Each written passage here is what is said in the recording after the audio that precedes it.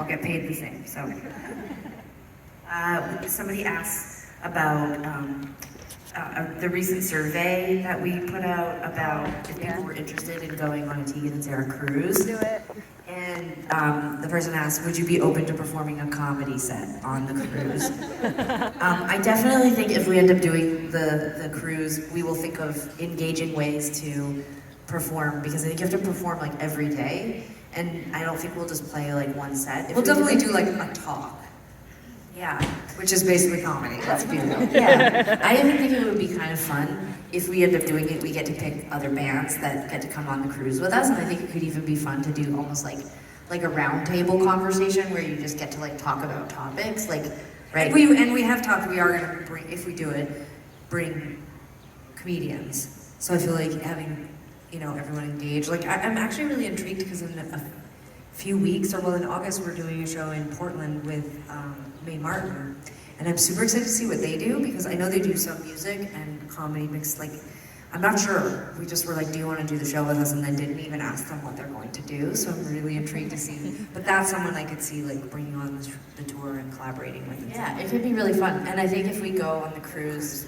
I'd like to be able to bring my family, and so I have this funny vision of doing almost like Kid performer. maybe like A Fred Penner type. Yeah, like inviting people to like. There's gonna be the people. I mean, God, we're just getting so old that it just feels like maybe that's like really the way to go, is really lean into like people are like, I'm too tired to come to your show. Last night, all of our friends from high school came to the show, and we all have kids now, and it's like everybody's like, I'm tired. Well, not all of us. Yeah, I don't. No, the people with kids were like, we have a babysitter, we're tired. And I was like, maybe we need to like just have like an opening set for children and then just play early. Like, it feels like it could be. I think it could be cool to have. Afternoon shows. Yeah, like have a performer that's aimed at the families who brought kids with them. And then babysitting services. Like Blippi? For the kids. It's like we're basically brainstorming the cruise with you guys right now. This is actually a working group, and we're just brainstorming. We really want to do it. We actually didn't come up with the survey. It's the company that puts them on, that created the survey. Now they're synthesizing the information, and then based on interest, we'll see. Because it's like we can only go on the cruise if enough people want to go. It's really interesting now. I'm gonna just get really real with you. Like, nothing about going on a cruise interests me because it's just a huge floating toilet, and that's just how I feel about cruises in general. And they just remind me too much of being like when we're on a tour bus. It's just like a place where you just sleep and then get off as quickly as you possibly can in the morning when the bus stops driving. It's just like, I like freedom, and being on a cruise. It's sort of like makes me feel trapped.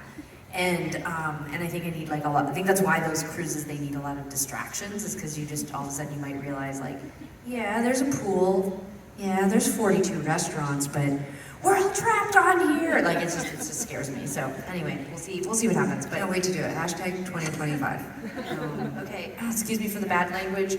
The next question is fuck, marry, kill, which is guitar, piano, or microphone and microphone.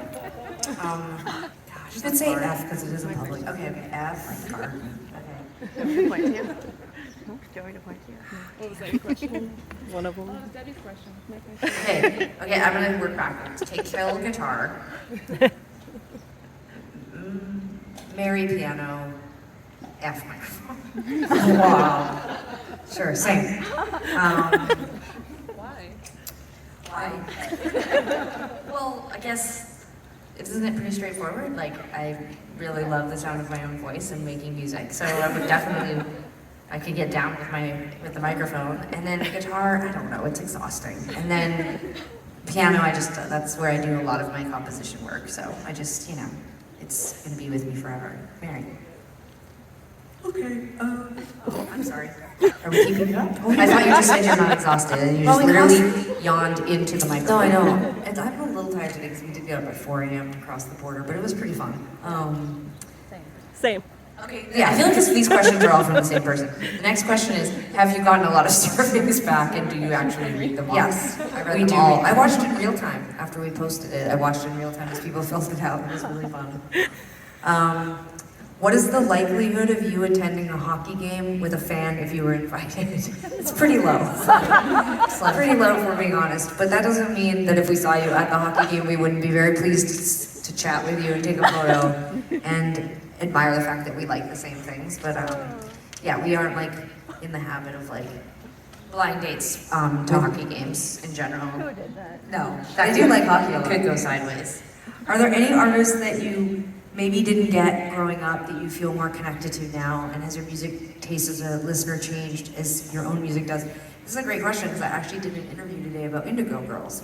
And they have a new documentary coming out, which is, I've only seen the trailer for, but is apparently absurdly good. And I was doing an interview about their history and our relationship to their music, and I was saying that I recently went through my vinyl collection, which is a gift from my stepdad from the 70s and 80s, and I had 2 copies of their first self-titled record, which came out in 1989, and I was like, wow, both my mom and Bruce were fans, and but my relationship to them was in the 90s when, you know, they went on the Lilith Fair tour, and they sort of had this surge on rock radio, and then we got compared to them like for years and years and years, and we really rejected that because they were folk and political, and their music was really political, and we were like, we're not political, we're writing pop songs, you know, like we didn't get it, like not the music, like we didn't get the comparison.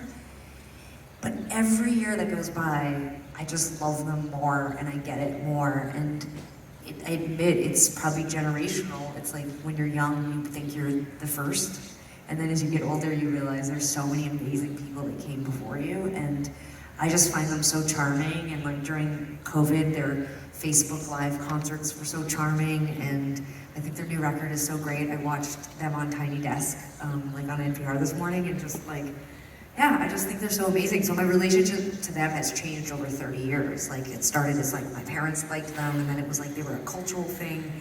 Then they were something we were compared to all the time, and now I'm like, can't wait to see the Barbie movie because Closer to Fine is in the movie. Like that's like the trajectory for me. So yeah, my music. Sorry, what was it? Closer to Fine's in the Barbie movie? Yes. I missed that somehow. Yeah. It's gonna be cool. That is cool. Yeah.